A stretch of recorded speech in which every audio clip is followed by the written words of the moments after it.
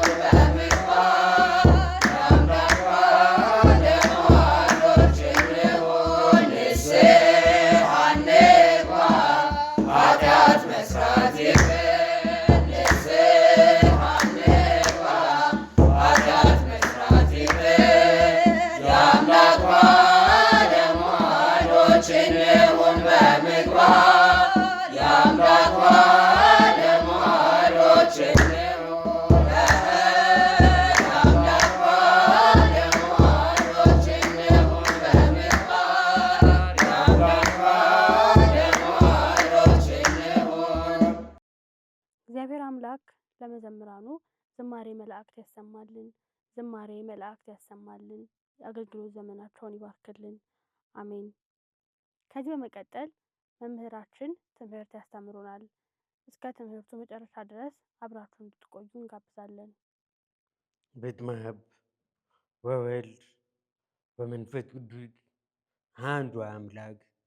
በስመ አብ ወወልድ ወመንፈስ ቅዱስ አሐዱ አምላክ። በስመ አብ ወወልድ ወመንፈስ ቅዱስ አሐዱ አምላክ አሜን።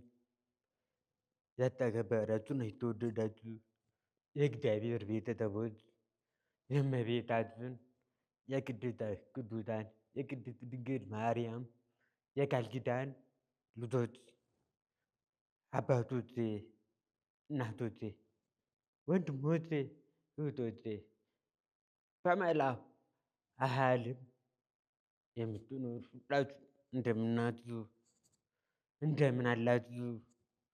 እንደምን ቆያችሁ? አሜን። እግዚአብሔር አምላካችን እንደ ኃጢአታችን ብዛት እንደ ሰውነታችን ክፋት ሳይመለከት ለዚች ቀን ለዚች ሰዓት ያደረሰን የአባቶቻችን አምላክ የእኛም አምላክ የሰራዊት ጌታ ስሙ በሰማዩ በመላእክቱ በእኛ በልጆቹ በፍጥረታት ሁሉ አንደበት የተመሰገነ የከበረ ይሁን፣ አሜን። እንዲሁም በአማላጅነቷ በረድኤቷ ያልተለየችን እናታችን ንጽሕተ ንጹሐን ቅድስተ ቅዱሳን ድንግል ማርያም ክብርና ምስጋና ለእሷ ይሁን፣ አሜን። እንኳን ለጾመ ነቢያት አደረሳችሁ አደረሰን፣ አሜን። እንደ እግዚአብሔር አምላካችን መልካምና ቅዱስ ፍቃድ የምንማማርበት የትምህርታችን ርዕስ የሚሆነው ጾምን ቀድሱ በሚል ርዕስ እንማማራለን። የሚያስተምረን ግን እግዚአብሔር ነው። እግዚአብሔር አምላካችን ለአባቶቻችን ነቢያት የራቀውን አቀረበ፣ ምስጢሩን የገለጠ ለእኛም የራቀውን እንዲያቀርብልን የረቀቀውን ግልጥ እንዲያደርግልን እግዚአብሔር በቸርነቱ ይርዳን። አሜን። ደግመዋለሁ። ርዕሳችን ቶምን ታድርቱ። ይህ ኃይለ ቃል የሚገኘው ትንቢተ ኢዮኤል ምዕራፍ 1 ቁጥር 14 ላይ ያለ ኃይለ ቃል ነው። በመሰረቱ ጾም ስንል መከልከል ማለት ነው። ጾም ከምን እንከለከላለን የሚለውን በዝርዝር የምናየው ይሆናል። ስለዚህ ጾም ሲመጣ ሁላችንም ጾምን ለመቀበል ምን ማድረግ እንዳለብን አባቶቻችን ነቢያት፣ ሐዋርያት መጾም እንዴት እንዳስተማሩን ከእነሱ ተምረን በእነሱ ታንጸን እኛም ልጆቻቸው ጾምን መጾም ግዴታ ነው። ምክንያቱም በኢትዮጵያ ኦርቶዶክስ ተዋሕዶ ስርዓት 7 አጽዋማት አሉ። እነዚህ 7ቱ አጽዋማት የአዋጅ ወይም ሕግ የግዴታ ጾም ናቸው። 7 አጽዋማት የአዋጅ ናቸው። ከእነዚህ ውስጥ የመጀመሪያው የነቢያት ጾም፣ ሁለተኛው ጾመ ገሃድ፣ ሦስተኛው ጾመ ድኅነት ረቡዕ እና ዓርብ፣ አራተኛው ጾመ ነነዌ፣ አምስተኛው ጾመ ዐቢይ የፋሲካ ጾም፣ ስድስተኛው ጾመ ፍልሰታ፣ ሰባተኛው ደግሞ የሐዋርያት ጾም ነው። ከእነዚህ ውስጥ ዘንድሮ ዛሬ የምንጾመው ጾም የምንጀምረው ጾመ ነቢያት ይባላል። ጾመ ነቢያት ለምን ተባለ? ጌታችን አምላካችን መቼ እንደሚወለድ አባቶቻችን ነቢያት በትንቢተ መነጽር አይተው ያንን ተስፋ ከዛ ከክርስቶስ ልደት በዕርገት ተካፋይ ለመሆን ያንን በተስፋ ሲጠባበቁ የጾሙት ጾም ነው። ስለዚህ በዚህ ጾም ውስጥ 40 ቀን አባቶቻችን ጾመውታል። 40 መዓልት 40 ሌሊት ጾመውታል። አባቶቻችን ብቻ ሳይሆን ጌታችን ኢየሱስ ክርስቶስ በዚህ ምድር በሚመላለስበት ጊዜ አባቶቻችን ነቢያት 40 ቀን የጾሙትን ጾም ጌታችን ራሱ የፍጥረታት ባለቤት ራሱ 40 ቀን ጾሞታል። 40 ቀን ለምን? እኔ ትንቢትና ነቢያትን ልሽር አልመጣሁም ሲል ራሱ አብነት ሆኖ አባቶቻችን የጾሙትን ጾም ጾሞታል። አባቶቻችን ሐዋርያትም ስለዚህ እኛ ኦርቶዶክሳዊ የሆንን ክርስቲያኖች እና በነቢያትና በሐዋርያት ላይ ያታነጽን ስለሆንን እነሱ የጾሙትን ጾም እናም መጾም አለብን ማለት ነው። እና አሁን አባቶቻችን ነቢያት 40 ቀን ጾመዋል። እና ግን ከዘመነ ዮሐንስ በቀር ሌሎቹን 4ቱን ዘመናት ለምሳሌ ዘመነ ማቴዎስ፣ ዘመነ ማርቆስ፣ ዘመነ ሉቃስ 44 ቀን እንጾማለን። ዘመነ ዮሐንስ ግን 43 ቀን እንጾማለን። ለምን? ምክንያቱም ዘመነ ዮሐንስ ጾሙ የሚፈታው ታኅሳስ 28 ቀን ስለሆነ ነው። ሌሎቹ ግን ታኅሳስ 25 ጾሙ ይፈታል። በዚህ ምክንያት 44 ቀን እንጾማለን ማለት ነው። 44 የሆነበት ምክንያት ሌሎች የጾሙትን ጾም አጠቃለን ለመጾም ስለተፈለገ ነው። ለምሳሌ አባታችን አብርሃም፣ ጻድቁ አብርሃም እግዚአብሔር ተመሰከረለት። እግዚአብሔር የሚወደው አምላኩን ፈልጎ ያገኘው ሀብተ ብዙኃን የተባለው አብርሃም እንግዳ ሳይመጣ አልበላም ብሎ ራሱን ቃል በማስገባቱ ምክንያት እንግዳ ሳይመጣ ምንም አይቀምጥም ነበር። ምንም አይቀምጥም።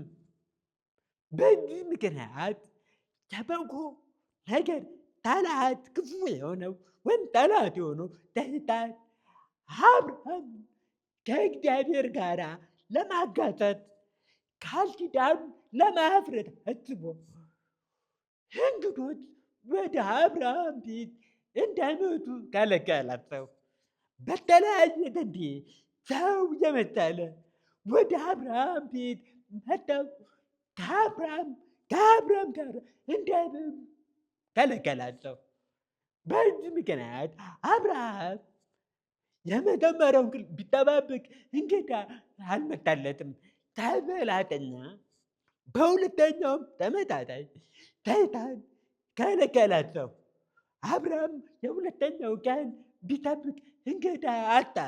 አሁንም ሳይበላ ተኛ። በሦስተኛው ቀን አብርሃም ተራበ። የአብርሃም የልቡ ቆራጥነት አብርሃም እውነተኛ ቃል ኪዳኑን የማያፈርስ ቆራጥ ሰው በመሆኑ ፍላቴ ተመለከተ። እግዚአብሔር ተመለከተና ወደ አብርሃም ፍላቴ በእንግዳ ሰው መስሎ መጣ። በዚህ ጊዜ የሰይጣን እኩይት ግብሩ ተፈረጠ። ይዘውም ወደ መሰረት ሄዱ። ወደ ሲኦል ጣሉት። ማንን? ሰይጣንን። ፍላቴ በእንግዳ መልክ መስለው ከአብርሃም ጋር በሉ ጠጡ። ስለዚህ አብርሃም ስንት ቀን ጾመ? 3 ቀን ጾመ። 3 በሉ እና በሌላው ደግሞ ዳንኤል 3 ቀን ጾሟል። እንዴት? በወቅቱ ንጉሡ ሕልም አይቶ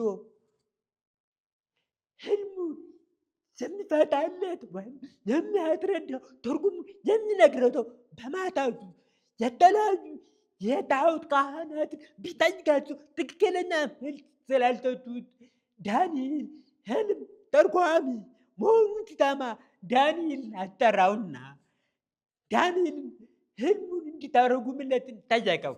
ዳንኤል ደግሞ 3 ቀን እድል ስጠኝ እና ከሶስት ቀን በኋላ ሕልሙን ትክክለኛው እነግርሃለሁ አለው። በዚህ ጊዜ ንጉሡም ፈቀደለትና 3 ቀን ዳንኤል ከአምላኩ ጋር ተነጋግሮ የሕልሙን ትርጉም እንዲነግረው እንዲገልጥለት አምላኩን እግዚአብሔር ለመነ። ጾመ። በዚህ ጊዜ እግዚአብሔር ደግሞ የንጉሡን ሕልም ለዳንኤል ነገረው። ዳንኤልም የንጉሡን ሕልም ፈታለት፣ ላስረዳው፣ ትርጉሙን አግኝቶ አስረዳው። ስለዚህ ዳንኤል የንጉሡን ሕልም ለመተርጎም ወይም ለማስረዳት ጥንት ከቶም 3 ቀን፣ አብርሃም 3 ቀን፣ ዳንኤል 3 ቀን። ሌላው ደግሞ ሶርያዊው አብርሃም 3 ቀን ጾሟል። ይህ ደግሞ እንዴት ነው ቢሉ በወቅቱ በመጽሐፍ ቅዱስ የሚመራመሩ አንዳንድ አይሁዳዊ ነበሩ። አንዳንድ ተንኮለኞች ኦርቶዶክስ ሃይማኖትን ለማጥፋት የኦርቶዶክስ ሃይማኖትን ለማጓተት የሚፈልጉ የሌሎች የእምነት ድርጅቶች ነበሩ። በዚህ ወቅት መጽሐፍ ቅዱስ ገልጠን ስናነበው ምን ይላል?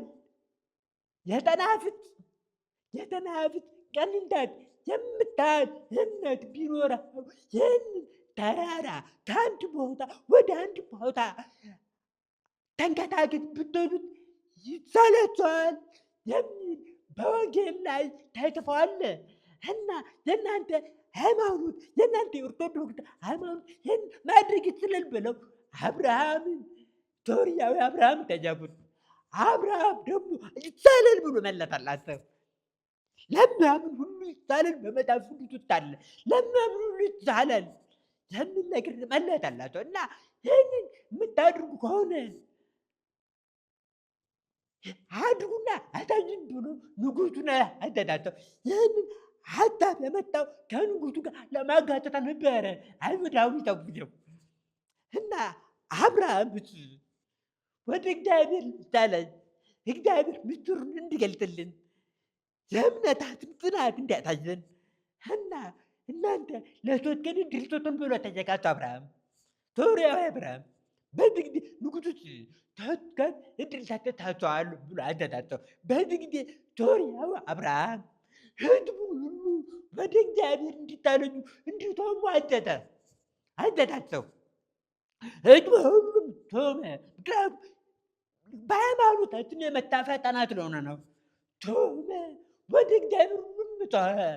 በዚህ ጊዜ ሶርያዊ አብርሃም የእመቤታችን ፊት ቆሞ ሲሳለኝ የእመቤታችን ስዕል አንደበት አውጥቶ ልጄ ሶርያዊ አብርሃም አትጨነቅ፣ አይዞህ፣ ይህንን ማድረግ የሚችል በእምነት የጸና ስምዖን የሚባል ሰው አለ፣ እሱን ሂድና ንገረው፣ ይህንን እሱ ማድረግ ይችላል ብላ አዘዘችው።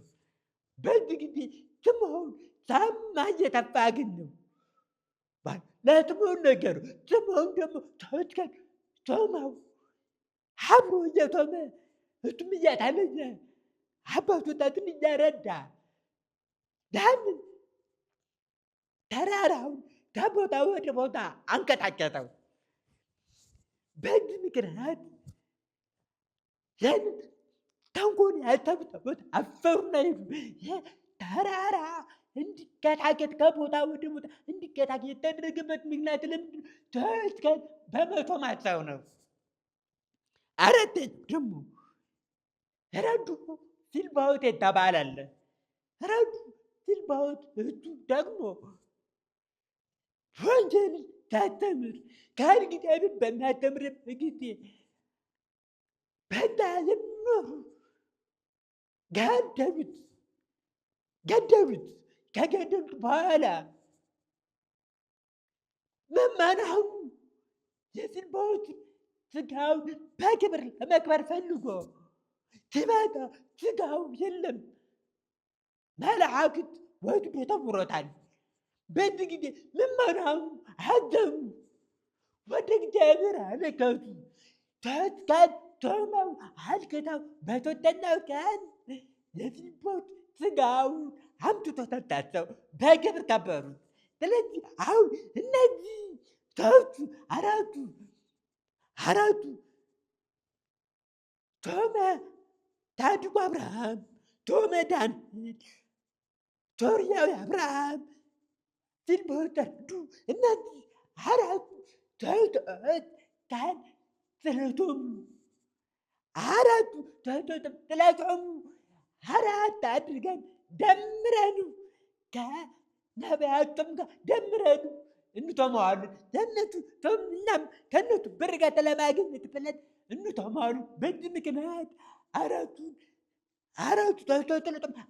ደምረን አጅበን እንተማዋለን። በዚህ ምክንያት 40 ቶም እንተማለን ማለት ነው እና ቶም ሌላው ደግሞ ቶመ ነቢያት ስያሜዎች አሉት።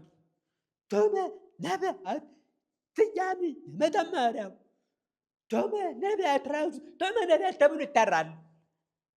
ለምን ቢባል ቅድም በነገርኳችሁ መሰረት ነቢያት የቶሙት ቶም ስለሆነ ነው።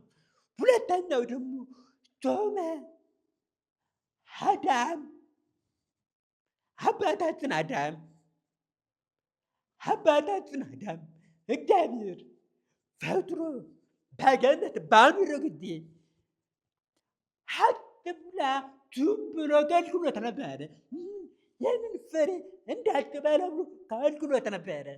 በዚህ ምክንያት ሰይጣን አሳስቶት ፍሬውን በላ። ፍሬውን በልቶ ከገነት ተባረረ። አባታችን አዳም 500 ዘመን የተስፋ ቃል ኪዳን ተቀብሎ ሞቷል። ስለዚህ አባታችን አዳም ራሱ ነብይ ነው እና ይህን የተስፋ ቃል ኪዳን ይፈጸምለት ዘንድ አዳምን ቶመው። በተጨማሪ ደግሞ እመቤታችን ቅድስት ድንግል ማርያም የቶመችው ቶም ይባላል። ለምን? ቅዱስ ገብርኤል መልአኩ ቅዱስ ገብርኤል ወደ ድንግል ማርያም መጥቶ አንቺ ከሴቶች መካከል ተለይተሽ የተባረክሽ ነሽ፣ የማኅፀንሽ ፍሬ የተባረከ ነው ብሎ ካመሰገናት በኋላ ወንድ ልጅ ትወልጃለሽ፣ ስሙንም አማኑኤል ብለሽ ትጠሪዋለሽ። እሱ የፍጥረታት ሁሉ ገዥ አምላክ ነው ብሎ በነገራት ጊዜ እመቤታችን ቅድስት ድንግል ማርያም እኔ የአምላክ እናት ነኝ ብላ ራሷን ከፍ ከፍ አላደረገች። ምንድን ያደረገችው? ራሷን በደት አድርጋ እመቤታችን እኔ ለአምላክ ማደሪያ እንዴት ልሆን እችላለሁ ብላ እመቤታችን እሷም ቶመችው። እመቤታችን ቶሙን ተካፈለችው። ለዚህ እንደ እመቤታችን ትሁት ሁኑ የሚባለው እንደ እመቤታችን ትህትና ያለው የለም በምድር ላይ። ምክንያቱም እሷ የአምላክ እናት ሆና ግን ራሷን ዝቅ ታድርግ ነበረ። በመጽሐፍ ቅዱስ ምንድን ነው የሚለው? እመቤታችን ራሷን ስትጣል ምንድን ነው ያለችው? ነፍሴ እግዚአብሔር ታመሰግነዋለች። ነፍሴ እግዚአብሔር ታመሰግነዋለች ብላ ከተናገረት በኋላ ምንድን ነው ያደረገችው? የባሪያይቱን መዋረድ ተመልክቷልና እነሆ ከዛሬ ጀምሮ ትውልድ ሁሉ ብፅዕት ይሉኛል። ራሷ እመቤታችን ተናግራ ነበረ። ምክንያቱም ራሷ ትሁት ስለሆነች ነፍሷ አምላኳን ታመሰግናል። ነፍሷ እግዚአብሔርን ከፍ ከፍ ታድርገው ነበረ። እሷ አምላኳን ከፍ ከፍ ስላደረገች እሷም ከፍ ከፍ ያለች ሆነች። ራሷን ዝቅ ዝቅ ታድርግ ነበር። ራሷ ከፍ ከፍ አለች። የፍጥረታት ሁሉ እመቤት ተባለች። ከፍጥረታት ሁሉ እንደ እመቤታችን የለም። ስለዚህ እመቤታችን እሷ ጾመዋለች። ስለዚህ እመቤታችን ጾመዋለች። ሌሎችም አባቶቻችን ነቢያት ጾመውታል። ሐዋርያትም ጾመውታል። ብዙኃን አባቶቻችን ደጋገበ የጾሙት ጾም ነው። ጾም ብዙ ስለጾሙ ከጾሙ ብዙ በረከት ስላገኙ ያሰቡት ሀሳብ ስለተሳካላቸው እናም በእነሱ ስለታነጽን በነቢያት በሐዋርያት ስለታነጽን እናም ልንጾመው ይገባል ማለት ነው። ስለዚህ እና የምንጾመው እንዴት ነው? ስንጾም ጾም መከልከል ብያችሁ ነበረ። እንዴት ነው የምንከለከለው? ለተወሰነ ሰዓት ከምግብ ከመጠጥ ከስጋ ከተለያዩ ነገሮች ለተወሰነ ሰዓት እንከለከላለን። በተለይ ከስጋና ከእንቁላል ከወተት ከተለያዩ እንከለከላለን። እስከተፈቀደልን ድረስ እንከለከላለን። በተቻለን አቅም እንጾማለን። ሌላው ዋናው አንድ ጾም መጾም ያለበት ከምግብ ብቻ አይደለም፣ ክፉ ከማየት መከልከል አለበት፣ መታቀብ አለበት። መጥፎ ቦታ ከመሄድ ራሱን መቆጠብ አለበት። መጥፎ ከመናገር መቆጠብ አለበት። ከምግብ በላይ ከአፋችን የሚወጣ እሱ ያረግጣል። አንድ ሰው አለመብላት አያረግጥም። የሚያረግጠው ምንድን ነው? ከአፋችን የሚወጣ ነው። ከአፋችን የሚወጣው ክፉ ነገር መቆጠብ አለብን። ከክፉ ከማውራት መታቀብ አለብን። ክፉ ነገር ከመስማት መታቀብ አለብን። ክፉ ነገር ከማየት መታቀብ አለብን። በተለያዩ ሚዲያዎች ላይ በፌስቡክ፣ በቴሌግራም በተለያዩ ክፉ ነገር ከማየት መልካም ነገሮች ብናነብ ይቻላል። ክፉ ነገር አይተን ራሳችን እንጎዳለን እንጂ አይጠቅመንም። ይህ ደግሞ በጾም ጊዜ ብቻ አይደለም፣ ሁል ጊዜ ራሳችንን ክፉ ነገር ከማየት መታቀብ አለብን። እንዲህም በተመሳሳይ ብዙ ክፉ ነገር ከመስማት መታቀብ አለብን። መልካም ነገር ለመስማት ጆሮአችን ከፍተን ክፉ ለመስማት ጆሮአችን መዝጋት አለብን። ስለዚህ ጾም መከልከል ነው የተባለው ልጅ ነው። ከምግብ ብቻ አይደለም። ምግብ ይኸውልህ እኮ ከአራት ምግብ መከማታን ግን ዋናው የልባችን ንጽህና ነው። ልባችንን መውቶም አለበት።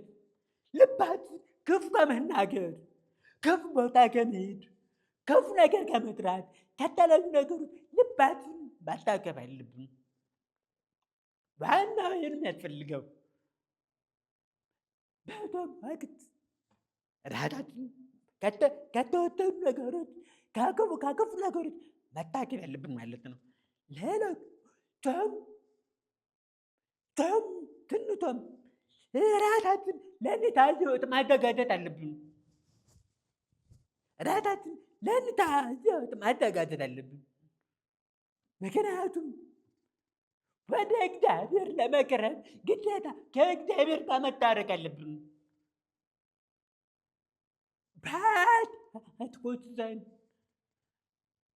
ኮስዘን ከሆነ ወደ ካህናት በመቅረብ ንስሐ ተቀብለን ከእግዚአብሔር ጋር ታርቀን በደስታ ልንጾመው ይገባል። ይህን የምንጾም ከሆነ በረከት እናገኝበታለን። ቅድም እንደነገርኩት አባቶቻችንና ነቢያት ምንም በብሉይ ዘመን ምንም ጽድቅ ቢሰሩ ወደ ገሃነም ወደ ሲኦል ይጣሉ ነበረ። ኢሳይያስ ምን አለ? ሁላችንም እንደ እርኩስ ተሆነናል፣ ጽድቃችንም ሁሉ እንደ መርገም ሰርግ ነው፣ ሁላችንም እንደ ቅጠል ረግፈናል ብሎ ኢሳይያስ ተናግሯል። በኢሳይያስ ምዕራፍ 64 ቁጥር 4 ላይ 6 ላይ ያለ አይልቃለሁ። ስለዚህ ቅዱሳን አባቶቻችን ነቢያት ጽድቅ ቢሰሩ መልካም ነገሮችን ቢያደርጉ ግን ሁሉም ከኃጢአት መዳን አልቻሉም ነበረ። አይተው አልቻሉም። በኋላ ቅዱስ ዳዊት ምን አለ? ሕዝብ ከአርያም ላክም አድነን ብሎ ወደ እግዚአብሔር ጮኸ። መዝሙረ ዳዊት ምዕራፍ 143 ቁጥር 7 ላይ አለ። ሕዝብን ከአሕዛብ ላካድነን። ምክንያቱም ከነቢያት የሚያድኑት ባጣ ጊዜ ቅዱሳን ሰዎች በሚያድነው ባጣ ጊዜ ምን አደረገ? በመሰረተ አቤቱ ሕዝብን ከአሕዛብ ላክ አድነን ብሎ ወደ እግዚአብሔር መውሰድ ጀመረ። ምክንያቱም በምድር ላይ ምንም ነቢያትም ጻድቃን ምንም ሊያድኑት ባልቻሉ ጊዜ ባወቀ ጊዜ ነው። ስለዚህ እግዚአብሔር ደግሞ አንድያ ልጁን ወደ ዓለም ልኮ ነቢያት የሰሙት ሰሙ፣ ነቢያት የተናገሩትን ትንቢት ፍጻሜ አግኝቶ ጌታችን አምላካችን መድኃኒታችን ኢየሱስ ክርስቶስ በታኅሳስ 29 ቀን በቤተልሔም ተወለደና ሁሉንም አዳናቸው። ጨለማ የነበረው ብርሃን አገኘ። ጌታችን በተወለደ ጊዜ ጨለማው ብርሃን ሆነ። የነቢያትም ትንቢት ፍጻሜነት አገኘ። ነቢያት ጌታችን መወለዱን አላዩም፣ ግን በትንቢት መነጽር አይተውት አመስግነው ደስ ብሏቸው ነበረ። ጌታችን በምድር ላይ በነበረ ጊዜ ለአይሁድ ምንድን ነው ያላቸው? አብርሃም እኔን አይቶ ሐሴት አደረገ ደስም አለው አላቸው። ግን አብርሃም እንዴት አየው? በመንፈስ አየው። ወደፊት እንደሚወለድ በትንቢት መነጽር አይቶት ደስ አለው። ወደፊት እንደሚያድነው ካህኑ ተፈታሚ እንደሚያገኝ አይቶት አመሰገነው አብርሃም። ስለዚህ እናም አሁን ይህንን ቶብቶ በሀገራችን ላይ ያሉ መከራ ችግር ፈተናው በየቀኑ ሰው እየሞተ ነው። በየቀኑ ሰው እየተገደለ ነው። አሁን በዚህ ምድር ዛሬ መንግስት እኛን ሊያድነን አይችልም። እውነት ለመናገር እኛን የሚያድነን እግዚአብሔር ብቻ ነው። ወደ እግዚአብሔር መጮህ አለብን። ወደ እግዚአብሔር ማልቀስ አለብን። ሕዝብን ለሕግ አድነን ብለን ወደ እግዚአብሔር ልንወጣ ይገባል። ይህ ደግሞ ቶምን ካድታን ስንቶም ነው። ቶምን ካድታን ስንቶም ከሆነ እግዚአብሔር ራርቶ ልጁን ይልክልናል፣ ያድነናል። ገጠም ሁላችን ከልባችን ከተመለስን እግዚአብሔር በእኛ አይጨክንም፣ በእውነት አይጨክንም፣ ያድነናል። አሁን ወደ እግዚአብሔር የሚያደርግ እንባ ጠፋ። ወደ እግዚአብሔር ተኖቱ ተርቦ እና ይቅር ሀገራችን በቃ የሚል እንባ ጠፋ። ሁላችን ልባችን ተማሐመ ሆነ። ማተቡ አልተጣልን። ሀሳባችን ምድር ብቻ ሆነ። ስለዚህ ወደ እግዚአብሔር ጮኸን ሀገራችን ኢትዮጵያ ሰላም፣ ደም መፍሰስ እንዲያቆም የኦርቶዶክስ ልጆች ከሞት እንዲታደግልን፣ ቤተ ክርስቲያን ከመቃጠል እንዲታደግልን እና በሰላም ወጥተን በሰላም እንድንገባ እርስ በርሳችን በፍቅር እንድንኖር ዘረኝነት ከእኛ እንዲያርቅልን ወደ እግዚአብሔር መጮህ ይጠበቅብናል። ይህ ደግሞ ሁላችንም በፍቅር እንደ አንድ ሆነን ወደ እግዚአብሔር ስንጮህ እንደ አባቶቻችን ነቢያት እንደ አባቶቻችን አያት በእነሱ ታንታን ቶማችንን እየቶምን እግዚአብሔር በቶማችን ሀገራችን ሰላም በሽታውን እንዲያስወግድ ህመሙንም ሰናፈሩንም የተለያዩ ችግሮችን ከእናንተ አድርገን ወደ እግዚአብሔር መጮህ ይጠበቅብናል።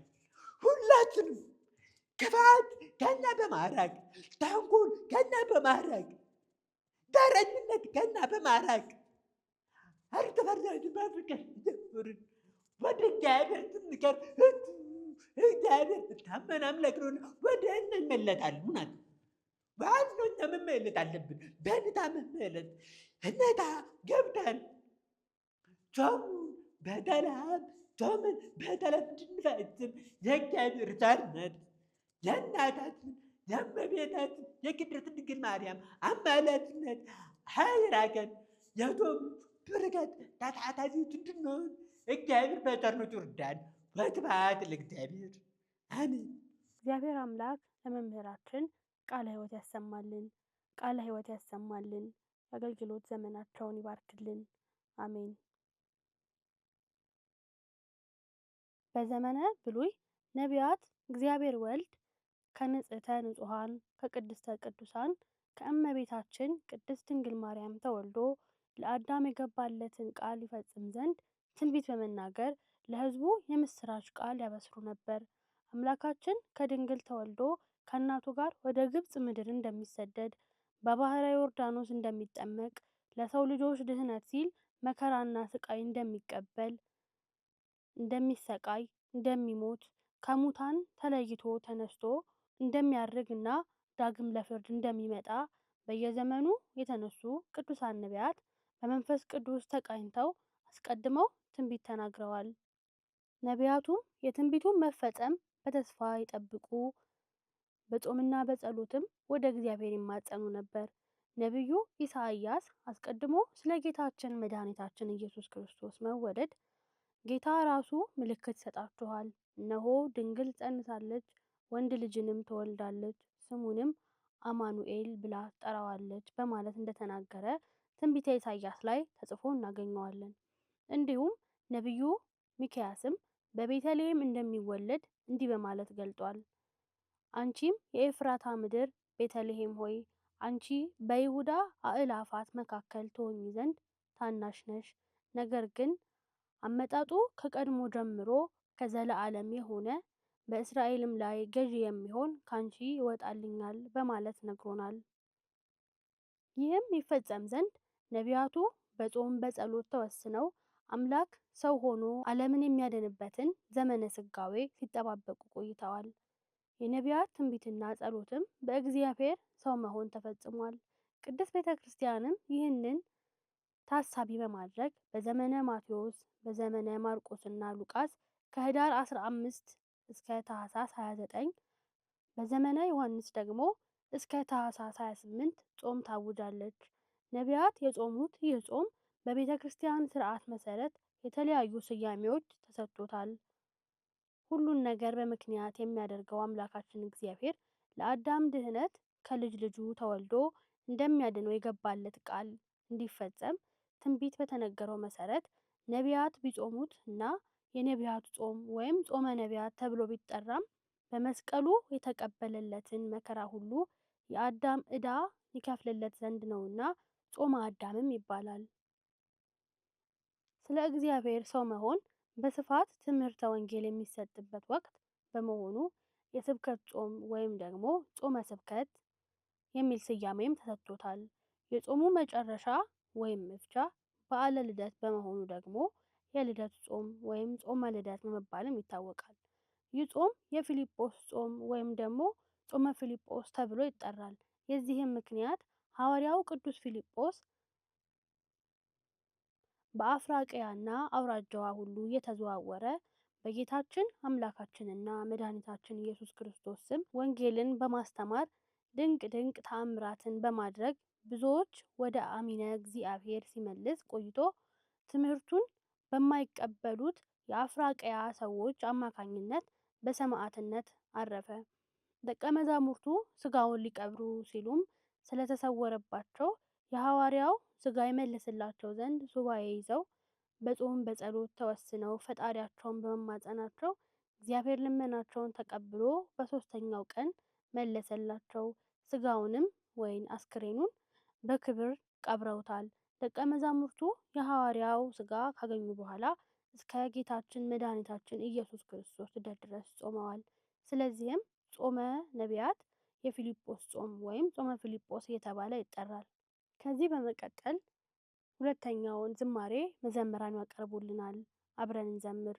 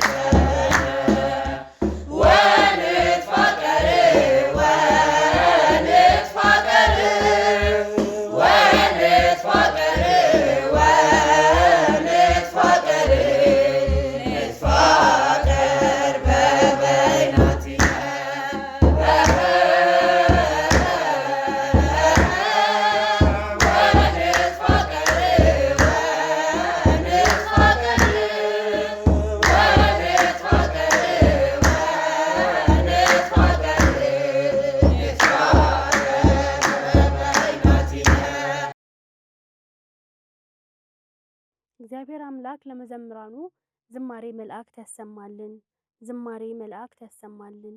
የአገልግሎት ዘመናቸውን ይባርክልን። አሜን። የነቢያት ጾም ሐዋርያትም ጾመው በረከት አግኝተውበታል። እኛም በዚህ ዘመን ከገባንበት ችግርና መከራ አምላካችን እግዚአብሔር ከፈተና እንዲያወጣን በጾም በጸሎት እንማጸን፣ ቸርነትና ምሕረትንም እንለምን። ከቅዱሳን ነቢያት ሐዋርያት በረከት እንዲያሳትፈን መንግስቱንም እንዲያወርሰን ሁላችንም በዚህ የነቢያት ጾም ወቅት በጾም በጸሎት ተወስነን እግዚአብሔርን ልንማጸነው ይገባል። የዛሬው መርሃ ግብራችንን በዚህ ፈጸምን። እግዚአብሔር አምላክ የነቢያት ጾምን ጨርሰን ለልደቱ እንድንበቃ መልካም ፈቃዱ ይሁንልን። ወስብሐት ለእግዚአብሔር ወለወላዲቱ ድንግል ወለመስቀሉ ክቡር አሜን።